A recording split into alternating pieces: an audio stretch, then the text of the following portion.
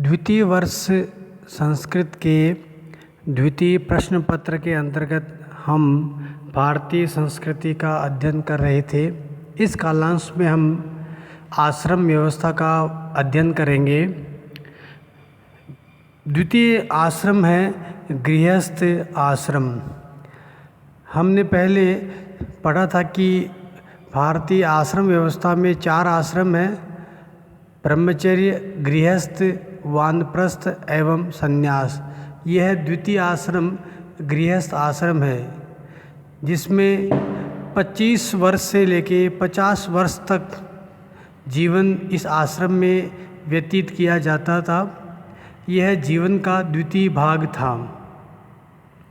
ब्रह्मचर्य आश्रम में विद्यार्थी अपनी शिक्षा पूर्ण करके समावर्तन संस्कार के पश्चात गृहस्थ आश्रम में प्रवेश होता था। इस आश्रम में प्रवेश व्यक्ति के द्वारा विवाह करके होता था। गृहस्थ आश्रम में मनुष्य के अनेक दायित्व बताए गए हैं। कुछ प्रमुख दायित्व इस प्रकार हैं। पहला है पंच महायज्ञ का अनुष्ठान। भारतीय संस्कृति में गृहस्थ के पंच महायज्ञों को पूर्ण करने का वर्णन आता है। पहला है ब्रह्म यज्ञ, अर्थात ब्रह्म का अर्थ है ज्ञान, अर्थात व्यक्ति ब्रह्मचर्य आश्रम के बाद भी गृहस्थ में अध्यापन करता रहे, स्वाध्याय करता रहे, पढ़े हुए को स्वयं घर पे पढ़ता रहे। इसे ब्रह्म यज्ञ कहा गया है। दूसरा यज्ञ बताया गया है पितृयज्ञ। पितृ अर्थात हमारे माता पिता पूर्वज गुरु की सेवा द्वारा उनको संतुष्ट करना ही पितृयज्ञ है। अगला यज्ञ है देव यज्ञ, अर्थात हवन करना। यज्ञ में पवित्र सामग्री डाल करके पर्यावरण शुद्धि बनाए रखना। अगला है भूत यज्ञ। भूत का अर्थ है प्राणी, अर्थात सभी प्राणियों को अन्न जल देना, वनस्पति की को जल द्वारा सिंचाई करना, इसे भूत यज्ञ कहा गया है। एवं अंतिम यज्ञ है नृयज्ञ। नृ अर्थात मनुष्य, अर्थात अतिथि की सेवा। भारतीय परंपरा भी है कि अतिथि देवो भव, अर्थात कोई भी अतिथि आए उसे अपनी यथाशक्ति सेवा करना। अगला मानव गृहस्थ जीवन में कर्तव्य है धनार्जन व भौतिक उन्नति, अर्थात जीवन के 4 पुरुषार्थ माने गए हैं। उनमें एक पुरुषार्थ है अर्थ, अर्थात मनुष्य 25 वर्ष के बाद गृहस्थ आश्रम में प्रवेश करता है तो उसे सामाजिक दायित्व निभाने के लिए धन की आवश्यकता होती है। अतः व्यक्ति को इस समय अपनी योग्यता के अनुसार कोई न कोई व्यवसाय कार्य करके धन को कमाना चाहिए एवं उसके द्वारा अपने संबंधों को निर्वहन करना चाहिए। मनुष्य को इस अवस्था में भौतिक उन्नति भी करनी चाहिए, अर्थात एक अच्छा घर बनाए, उसमें अपने परिवार के लिए उचित सुविधाओं को व्यवस्थित करे एवं समाज में जो अपने दायित्व होते हैं, संतान की शिक्षा, उसका विवाह आदि के लिए प्रयासरत रहे। अगला है सृष्टि की निरंतरता, अर्थात गृहस्थ आश्रम में व्यक्ति विवाह के द्वारा संतान उत्पत्ति करके और मनुष्य की सृष्टि की परंपरा को बनाए रखता है। अगला दायित्व है दान। व्यक्ति केवल अपने लिए ही नहीं रखे अपितु कमाए हुए धन को समाज के आवश्यक निर्धन वंचित व्यक्तियों तक भी पहुँचाए। गृहस्थ आश्रम का महत्व। गृहस्थ आश्रम को अन्य तीनों आश्रमों का आधार स्तंभ कहा गया है। इसका कारण यह है कि ब्रह्मचर्य आश्रम में व्यक्ति केवल अध्ययन करता है, विद्यार्थी रहता है, कमाता नहीं है। अतः वह भिक्षावृत्ति के लिए गृहस्थ के पास ही जाता है। इसी प्रकार वानप्रस्थ एवं सन्यासी व्यक्ति भी अन्न आदि के लिए गृहस्थी पर ही निर्भर रहते हैं। इस प्रकार तीनों आश्रम गृहस्थ आश्रम के ऊपर ही निर्भर रहते हैं। कहा भी गया है, यथा वायुम समाश्रित्य वर्तन्ते सर्वजन्तवः तथा गृहस्थमाश्रित्य वर्तन्ते सर्व आश्रमा। अर्थात जैसे वायु को लेकर के सभी जंतु श्वास लेकर के जीवित रहते हैं, अपने जीवन को धारण करते हैं, वैसे ही गृहस्थ धर्म को धारण करके अन्य सभी आश्रम जीवित रहते हैं। अगला महत्व है सामाजिक संबंधों का आधार। मानव एक सामाजिक प्राणी है और समाज के निर्माण के लिए गृहस्थ होना आवश्यक है। अतः सामाजिक व्यवस्था के लिए गृहस्थी ही सच्चा नागरिक बनता है, वही दायित्वों का निर्वहन करता है, क्योंकि ब्रह्मचर्य में विद्या पर ध्यान रहता है, अन्य संबंध नहीं निभाए जाते, केवल गुरु के आश्रम में रहता है। वानप्रस्थी वन में रहता है और सन्यासी भी वन में ही रहता है। इस प्रकार सामाजिक संबंधों को, पारिवारिक संबंधों को निर्वहन के लिए गृहस्थ आश्रम ही एकमात्र आधार हैं।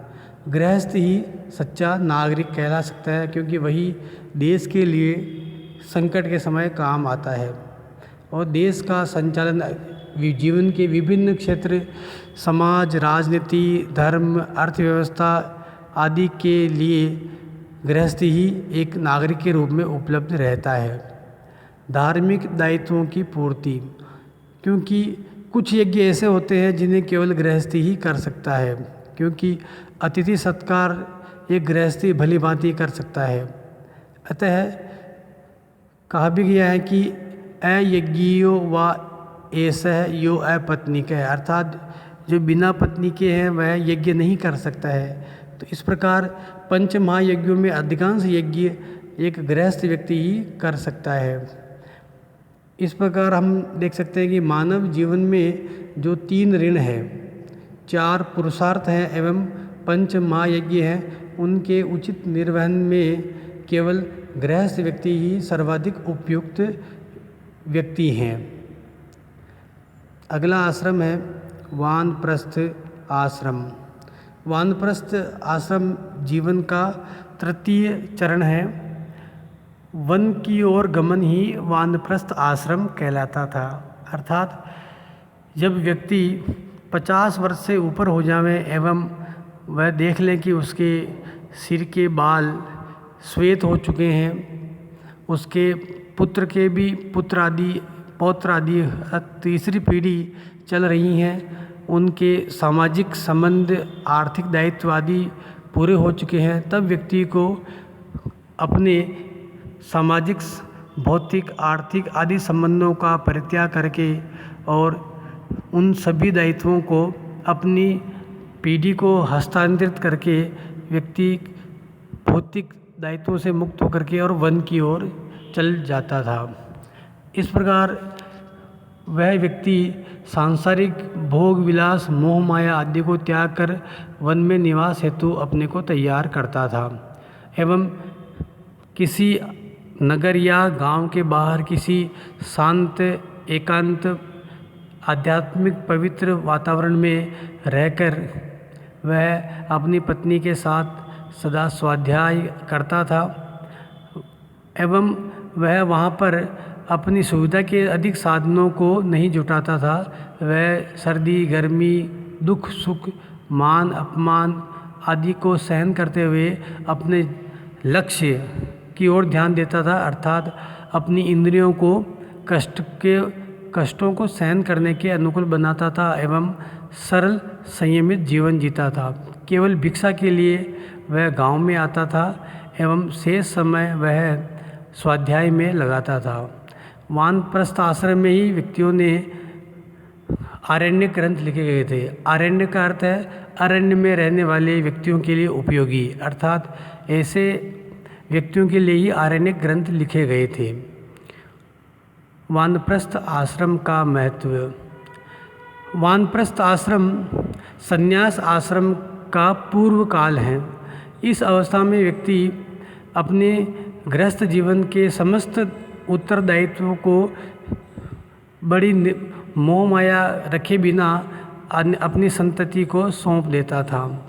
आज हम देखते हैं कि परिवार में यदि व्यक्ति वृद्ध भी हो जावे और यदि वह अपने हाथ में ही सभी निर्णयों को रखें, तब आपस में एक प्रकार से कलह या अशांति का वातावरण हो जाता है। वर्ग संघर्ष या संतति और पिता में एक जो टकराहट होती है वह उस समय नहीं होती थी, क्योंकि व्यक्ति अब बड़ी प्रसन्नता से अपने दायित्वों को अपनी संतान को सौंप देता था। तो इस प्रकार उत्तरदायित्व और धन संपत्ति का शांतिपूर्वक हस्तांतरण हो जाता था। व्यक्ति भौतिकता को छोड़कर आध्यात्मिकता की ओर प्रस्थान करता था। व्यक्ति धर्म एवं मोक्ष पर बल देता था। अब वह जो जीवन के 4 पुरुषार्थ हैं, काम एवं अर्थ को छोड़कर धर्म एवं मोक्ष की ओर ध्यान देता था। वह सरल और त्यागमय जीवन जीने पर ध्यान देता था।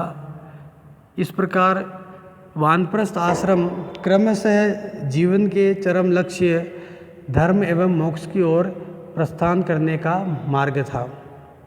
धन्यवाद।